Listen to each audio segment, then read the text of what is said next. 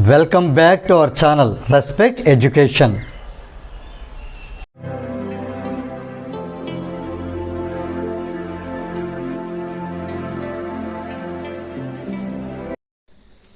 ఈ వీడియోలో మనం ఎక్సర్సైజ్ 1Bలో క్వశ్చన్ నెంబర్ 13 ఎలా సాల్వ్ చేయాలో నేర్చుకోబోతున్నాం. When a screw gauge of least count 0.01 millimeter is used to measure the diameter of a wire, ఒక screw gauge ఉంది, దాని యొక్క లీస్ట్ కౌంట్ ఎంత అంటే 0.01 మిల్లీమీటర్. ఇది లీస్ట్ కౌంట్. ఇలాంటి స్క్రూ గేజ్ యూజ్ చేసి ఒక వైర్ యొక్క డయామీటర్ని ఫైండ్ అవుట్ చేయబోతున్నాం. ఆ ఫైండ్ అవుట్ చేసినప్పుడు the reading on the slew, మీకు ఆల్రెడీ ఒక ప్రీవియస్ ప్రాబ్లం కూడా చెప్పాను. రీడింగ్ ఆన్ ది స్లీవ్ అన్నా లేదా ఇక్కడ స్క్రూ, స్టడ్, ఇంకా స్పిండిల్, ఇలాంటి వర్డ్స్ ఏ వచ్చినా కూడా ఆ ఉన్న వాల్యూ మనకి మెయిన్ స్కేల్ రీడింగ్ని ఇండికేట్ చేస్తుంది. ఎందుకంటే ఇవన్నీ మెయిన్ స్కేల్ మీద ఉంటాయి. తర్వాత అది 1 mm. And the reading on the thimble, ఈ థింబిల్ అని కానీ హాలో సిలిండర్ అని కానీ ఇస్తే ఇది సర్క్యులర్ స్కేల్ ఇండికేట్ చేస్తుంది. దాని reading, circular scale reading 27 division దగ్గర ఉండడం జరిగింది. అంటే ఇది మనం పాయింట్ డివిజన్, కోఇన్సిడెంట్ డివిజన్ గా తీసుకోవచ్చు. రైట్. ఇప్పుడు దీన్ని బట్టి ఇది డేటా మనకి. What is the diameter of the wire in centimeter? If the zero error is plus 0.005 centimeter, what is the correct diameter? So ఇప్పుడు ఫస్ట్ బిట్ సాల్వ్ చేద్దాం. Diameter of the wire కావాలి. Actual diameter అంటే diameter of wire nothing but diameter of wire. అంటే ఇదేంటి, main scale reading కి circular scale reading add చేయాలి. ఇది first basic thing. Main scale reading already మనకు తెలుసు, 1 mm ఇవ్వడం జరిగింది, 1 మిల్లీమీటర్. మరి సర్క్యులర్ స్కేల్ రీడింగ్ ఎలా ఫైండ్ అవుట్ చేస్తాం? ఆ circular scale reading find out చేయాలి అంటే ఇక్కడ చెప్తున్నాను చూడండి. సర్క్యులర్ స్కేల్ కావాలి అంటే లీస్ట్ కౌంట్ ని P తో మల్టిప్లై చేయాలి. లీస్ట్ కౌంట్ ఎంత ఇవ్వడం జరిగింది? 0.01 mm. దీన్ని ఈ 27 తో మల్టిప్లై చేయాలి.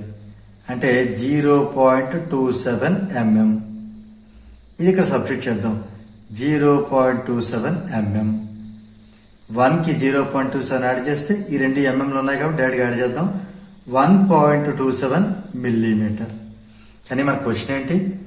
What is the diameter in centimeter అంటే నేను బై 10 చేద్దాం. బై 10 చేస్తే పాయింట్ ముందుకు వస్తుంది. 0.127 సెంటీమీటర్. క్లియరా? ఇది ఫస్ట్ బిట్. సెకండ్ బిట్ ఏంటో చూద్దాం. ఇక్కడ సెకండ్ బిట్ చేద్దాం. Second bit, if the zero error is plus 0.005 centimetre అంటే positive zero error. Zero error ఉన్నప్పుడు మనం ఫైండ్ అవుట్ చేసిన కరెక్ట్ డయామీటర్. మరి ఇదే డయామీటర్, ఇప్పుడు ఇదే డయామీటర్ కదా, మరి ఇదే డయామీటరే. ఇది కరెక్ట్ డయామీటర్ అయితే మరి ఇదే డయామీటర్. దీన్ని మనం అబ్జర్వ్డ్ డయామీటర్ అంటాం. సో ఇప్పుడు దీని పేరు ఏంటంటే, ఈ 0.127 చూసారా, జీరో ఎర్రర్ కనుక లేకపోతే ఇదే కరెక్ట్ డయామీటర్. జీరో ఎర్రర్ ఉండటం వల్ల దీని పేరు అబ్జర్వ్డ్ డయామీటర్ అయిపోయింది. ఇప్పుడు ఈ అబ్జర్వ్డ్ డయామీటర్ యూజ్ చేసి కరెక్ట్ డయామీటర్ ఎలా ఫైండ్ అవుట్ చేయాలో చెప్తున్నాను. Correct diameter is equal to observed diameter minus zero error. అంతే. Okay, zero error with sign symbol తో పాటు సబ్స్టిట్యూట్ చేయాలి. అంటే ఈ అబ్జర్వర్డ్ లో నుంచి జీరో ఎర్రర్ ని మైనస్ చేయాలి సైన్ తో పాటు. రైట్. అబ్జర్వర్డ్ ఎంత వచ్చింది మనకి? 0.127 సెంటీమీటర్. జీరో ఎర్రర్ అంతా సింబల్ తో పాటు రాద్దాం. ప్లస్ అంటే ప్లస్ రాద్దాం. 0.005 ఇది కూడా centimeter. Minus into plus minus అవుతుంది. అంటే 0.127 లో నుంచి 0.005 రెండు కూడా సెంటీమీటర్లు కాబట్టి ఆన్సర్ ఎంత వస్తుంది అంత సెంటీమీటర్ రాద్దాం. ఇప్పుడు మైనస్ చేస్తే ఎంత వచ్చింది? 0.1275 పోతే 122 సెంటీమీటర్. ఇది కరెక్ట్ డయామీటర్. ఎందుకంటే ఆ స్క్రూ గేజ్ కి 0 ఎర్రర్ ఉంది. అందువల్ల మన ఇక్కడ ఈ ఫార్ములాలోని మైనస్ తో ఈ ప్లస్ మల్టిప్లై చేయడం వల్ల మనకి మైనస్ అవుతుంది.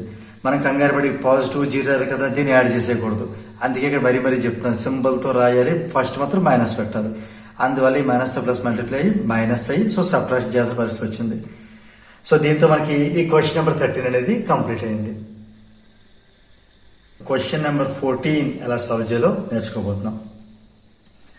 A screw gauge has 50 divisions on its circular scale. చూడండి క్లియర్ గా ఇచ్చారు. చూడండి సర్క్యులర్ స్కేల్ మీద ఉండేటటువంటి డివిజన్స్ అంటే ఇది మనం ఏమనుకోవచ్చు, total number of divisions on circular scale. క్లియరా? And its screw moves by 1 mm on turning it by 2 revolutions. 2 revolutions turn చేయడం వల్ల అది 1 mm మూవ్ అయింది. అది అలా ఉంచండి.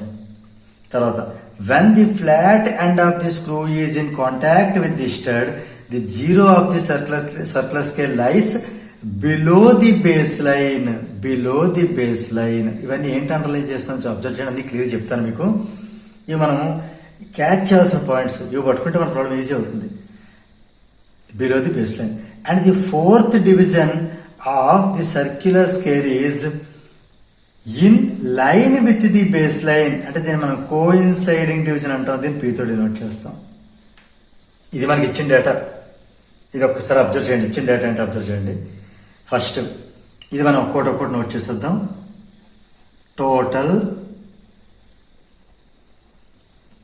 Number of divisions on circular scale ఎంత జరిగింది 50. తర్వాత స్క్రూని మనం మూవ్ చేయడం వల్ల 1 mm మూవ్ అయ్యింది. ఎప్పుడు 2 revolutions లో. సో ఇదేంటి అర్థం అంటే distance moved in 2 revolutions 1 millimeter. మరి 1 revolution కి ఎంత డిస్టెన్స్ మూవ్ అయినట్టు 1/2 millimeter. Nothing but 0.5 millimeter. ఈ 1 rotation కి అది మూవ్ అయిన డిస్టెన్స్ నే పిచ్ అంటాం. కాబట్టి మనకి ఫస్ట్ బిట్ అయితే కంప్లీట్ అయిపోయింది. Find the pitch. The pitch is the distance moved in 1 revolution, that is nothing but 0.5 mm. First bit అయిపోయింది చూసారా. అయితే when the flat end of the screw is in contact with the stud, అంటే flat end screw యొక్క flat end వచ్చి stud కి contact అయినప్పుడు అంటే రెండు దగ్గరికి తెచ్చినప్పుడు ఏమవుతుందంటే అంటే ఒక సర్టన్ థింగ్ మెజర్ చేస్తున్నప్పుడు జరిగేది. ఇది తెచ్చినప్పుడు ఏమైంది అంటే ఈ 4th డివిజన్ అనేది okay circular scale zero of the circular scale. Circular scale యొక్క 0 అనేది బేస్ లైన్ కంటే కింద ఉండిపోయింది, బిలో ఉండిపోయింది. ఎప్పుడైనా సరే ఈ వర్డ్ బిలో అని ఇచ్చాడు అంటే ఎలా చెప్పొచ్చు మీకు, ఇప్పుడు చూద్దాం చూడండి. ఇదే కాపీ చేద్దాం. The 0 of also given the 0 of circular scale. నేను సింపుల్గా సిఎస్ అని రాస్తున్నాను. Circular scale lies below the base line. ఎప్పుడైతే ఇది బేస్ లైన్ కంటే ఈ కిందనే 0 ఉండిపోవడం జరుగుతుందో, బిలో అంటే కింద కదా, దీన్ని మనం పాజిటివ్ 0 ఎర్రర్ అంటాం. ఈ సిచ్యువేషన్ మనం ఏమంటాం, పాజిటివ్ 0 ఎర్రర్ అంటాం. అంటే దీని అర్థం ఏంటంటే the screw gauge has positive 0 error. ఒకవేళ రెండు మ్యాచ్ అయిపోతే కోయిన్సైడ్ అయిపోతే నో 0 ఎర్రర్. ఒకవేళ ఇది అబోవ్ వెళ్ళిపోతే అది నెగిటివ్ 0 ఎర్రర్. ఇంతవరకు ఓకే కదా. ఇప్పుడు చూడండి, ఇప్పుడు ఏం చేద్దాం మనం. Second bit the least count find out చేయాలి. లీస్ట్ కౌంట్ ఫార్ములా ఏంటి, pitch divided by total number of divisions on circular scale. దీన్ని నేను సరదాగా ఎంతమంది వీడియోలో తినొద్దు, తినొద్దు కోల్డ్ సమోసా అని చెప్పడం జరిగింది. గుర్తుపెట్టుకోవడానికి ఈజీగా. యాక్చువల్లీ మీరైతే ఇదే రాయాలి, total number of divisions on circular scale. Pitch మనకి ఎంత వచ్చింది 0.5 mm. క్వశ్చన్లో చూడండి ఈ టీ అండ్ సిఎస్ అంతా 50.